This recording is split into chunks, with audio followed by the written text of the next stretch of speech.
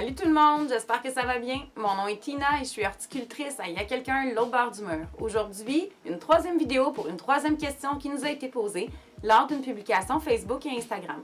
Cette question va comme suit. Y a-t-il des aliments que nous pouvons faire pousser sans l'utilisation de semences? Dans le sens, est-ce que certains végétaux, aliments pourraient se régénérer? La réponse est oui, absolument. Cette régénération-là, on appelle ça la multiplication ou la reproduction végétative ou encore la reproduction asexuée, qui fait référence justement au fait qu'on n'aura pas besoin d'ensemencer quoi que ce soit pour obtenir une récolte. Donc voilà, le premier exemple que j'ai trouvé dans mon propre frigo, c'est la patate, un tubercule, et puis on peut déjà observer des germes. Ensuite, j'ai trouvé un bulbe d'oignon. Voyez-vous, encore une fois, un petit germe. Et puis finalement, le rhizome de gingembre. Ça, c'est trois bons exemples de ce que vous pouvez facilement trouver dans votre frigo et reproduire.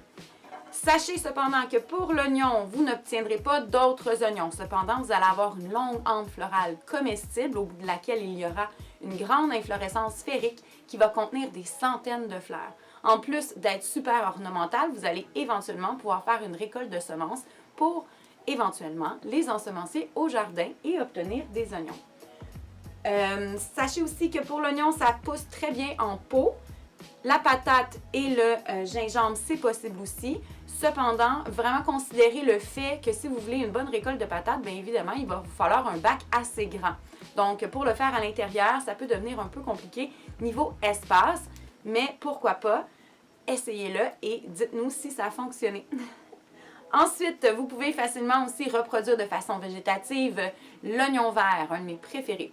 Vous allez consommer évidemment le feuillage, vous allez simplement mettre le bulbe dans l'eau ou encore en pleine terre ou dans un pot et vous allez pouvoir vous assurer une récolte de feuillage pour toute la saison.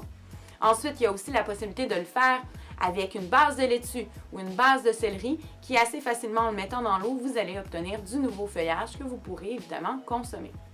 Assurez-vous seulement de toujours bien changer l'eau pour que celle-ci soit fraîche. Ensuite, vous pouvez aussi bouturer. C'est une autre technique de multiplication végétative. Vous pourriez bouturer par exemple de la menthe ou encore de la coriandre, qui sont deux options assez faciles à réaliser.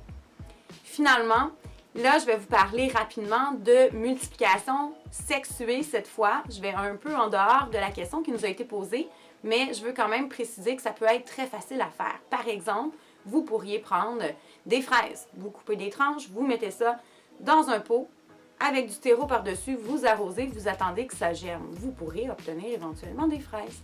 Vous pouvez faire la même chose avec des tranches de tomates ou encore vous ouvrez un poivron et vous récoltez les semences. Donc, cassez-vous pas la tête, vous avez tout ce qu'il vous faut pour un petit potager à la maison déjà dans votre frigo. Alors moi, sur ce, je vous dis, suivez les liens si vous avez plus de questionnements, vous voulez avoir plus de détails sur les étapes à suivre.